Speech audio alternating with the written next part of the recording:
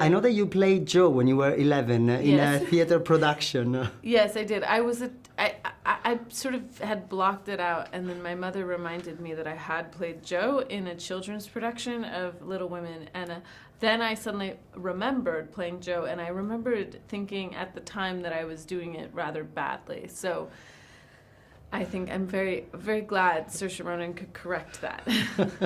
I think the really special thing about the story and about the book is that it's been around for 150 years, and as you grow and as you change, you can go from seeing yourself more as Amy or Beth to Jo to Meg to Marmee to Laurie, whatever.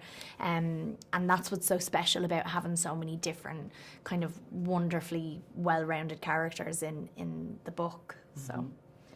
Yeah, I also think coming to it as an adult, you obviously, like, if you watch anything as an adult, you discover new things about it. As a kid, my gran read it to me, and to me as a child, it was just about four sisters whose dad was away at war, and it was all very quaint and funny. And then as an adult, when you rediscover it, I think the main theme of this film is that Greta really wanted to make it about women and their relationship with money, and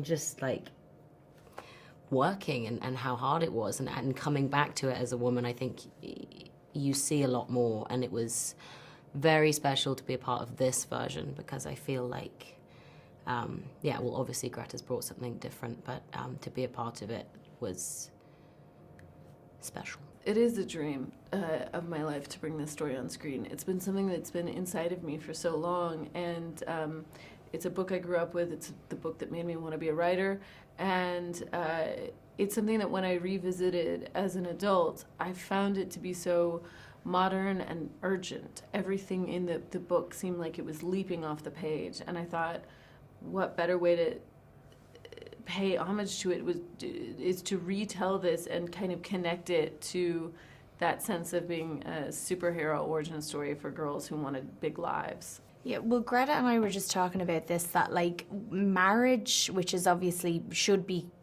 related to love, I hope, is we've all sort of been raised to see that as the end, that is like the final stage of a girl's life. Yeah. So like, you know, you have your fun and then you get married and then that's the end of the fairy tale. And there's so many movies that end like that. And I do think that there's sort of a mentality for girls our age now who are so ambitious, so driven, and they can see that, and even being in a relationship is like a prison sentence, because they're like, does that mean I have to give everything else up? And I think what we're trying to show is that, you know, if you have the right person with you, you can still be your brilliant self, and they just sort of lift you up even more.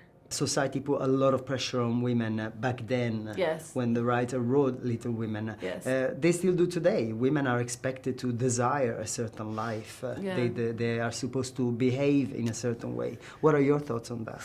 Well, I think it's certainly gotten a lot better in the last 150 years. I mean, we can vote, that's good. We can own property, we can have careers.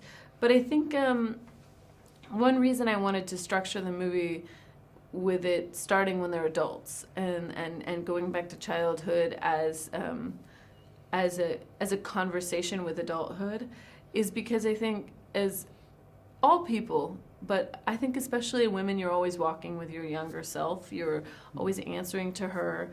You're thinking about what she wanted, what her dreams were, and how much are you fulfilling that or stepping away from that. And I think there's a couple of inflection points for girls where they can step off from their dreams. And I think it's around 13 and it's around 20. And I see there's some shrinking that happens, and I don't know why that is, but I want it corrected because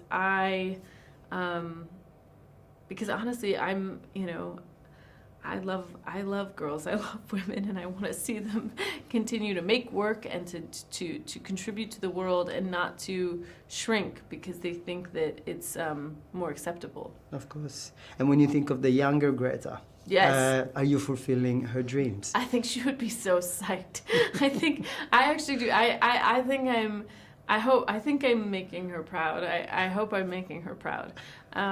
No, when I think of younger Greta, I think when I was about 12, I was 11 or 12, I feel like I was the person I am now. And I think between 13 and 24, I tried on maybe being a little bit more demure. And now I'm just back to being real bossy, and that's great.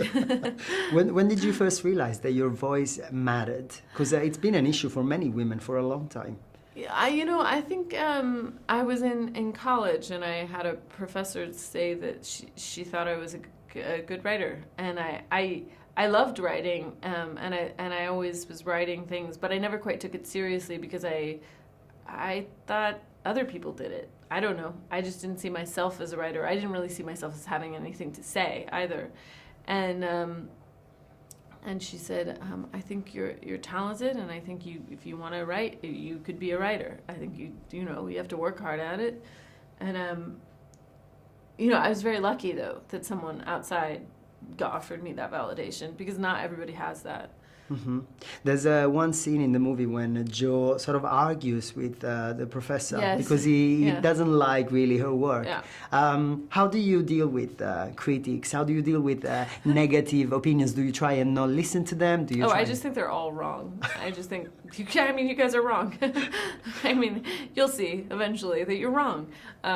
No, of course, it stings, when someone doesn't like something, because it feels it's quite personal to me. It's like I pour my heart into these. It's years of my life, and when somebody says I don't really like it, I'm like, that took you 2 seconds to say, and it took me 2 years to make. But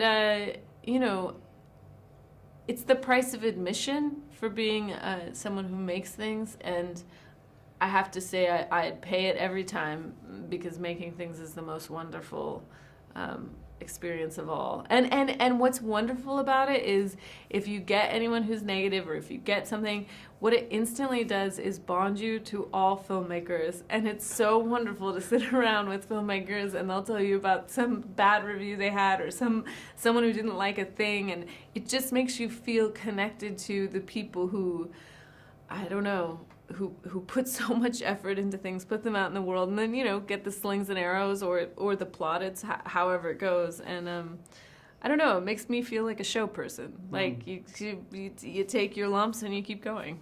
But this movie is wonderful, and there's a lot of awards buzz. Yes. Oscar buzz. How do you feel about that? Great. It's very exciting.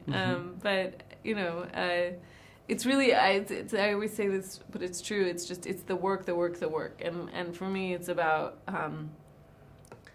it's always about, am I able to make the next one? Did I make something that people respond to enough, that works enough so that I can make the next movie? And that's always where I go to, because I'd like to make a lot of movies. So it's just about building the castle again and again. I've always just made my voice matter through the work that I've done. Not in the sense of like I want to send out a message to the world, but I just mean whenever I've chosen to do a role, it's always been me that's chosen to do the role, or for the most part anyway. And whenever that hasn't been the case, I've regretted it. So Which one? Not Little Women. But I've always felt very liberated by acting and by doing this work, and it's just in the way that I think it can do when, like, you know, when you've got a kid and you're like, I feel like I'm gonna do anything for this kid, and I can like lift a truck in order to save them. I've always kind of felt that way about film and acting. It's made me feel like, no, this isn't just me that I'm taking care of, but it's like it's my work, you know, and so with the result I've always, and there's been times where like it's, you know, it's, especially if you're a people pleaser, and I am a bit of a people pleaser, it can go against every fibre of your being to be like, no, I'm not going to do this thing to a very powerful person in Hollywood or whatever, but you have to do it. And I've always found with work I've been able to find my voice. And I think that comes from just like my mum instilling that in me, you know. Yeah, I'd say the same.